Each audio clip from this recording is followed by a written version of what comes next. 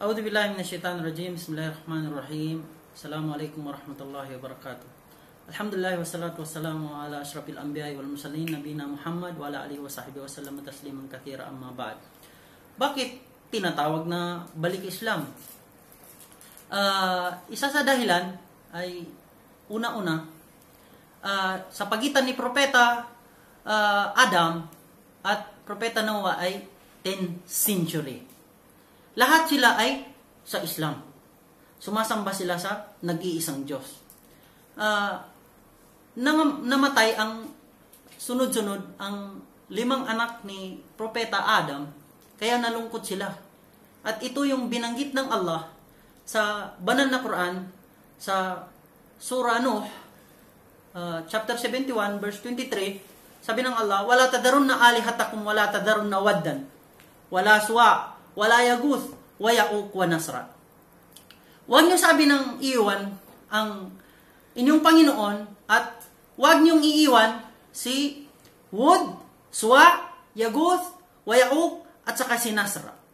Itong 5 na ito ay matutuwid na mga tao sa kanilang kapanahunan. Kaya nalungkot yung mga tao, kaya nagsuggest yung iba sa kanila na gawaan ng ribulto mismo doon sa puntod ng mga mabubuting mga tao na ito. Pagkalipas ng panahon, ay nakalimutan yung kaalaman doon sa mga tao na yon. Kaya, nasamba sila. No? So, nag-anyaya si Propeta Noah na upang sumamba sa nag-iisang Diyos, no, ng 950 years para manumbalik yung mga tao no sumamba sila sa nag-iisang Diyos. Kaya lang, hindi sila naniwala. Yung iba, sabi nga ng mga scholar, ay more than 80 lang ang sumasampalataya, no, na nag-iisa lang ang Diyos, at karamihan sa kanila ay hindi sila naniwala.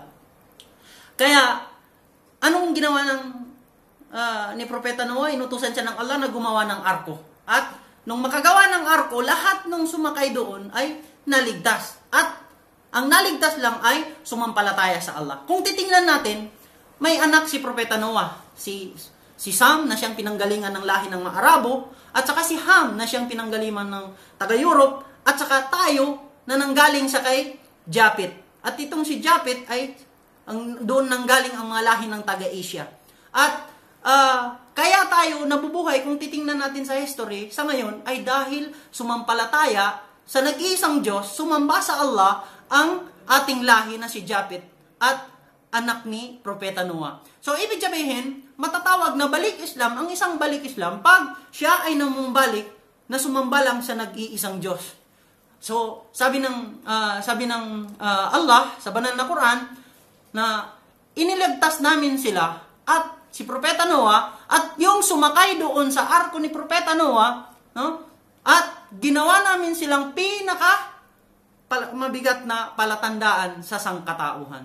Kaya yan, ibig sabihin mga kapatid, sa Surah Ang-Kabut na yan, pinapaliwanag dito na naligtas tayo, kasama tayo dun sa ligtas kasi sumampalataya tayo sa nag-iisang Diyos. Kaya sino man ang yumakap sa Islam ay tinatawag siyang balik Islam sapagkat bumabalik lang sa relihiyon ng ating kanunuan na si Japhet.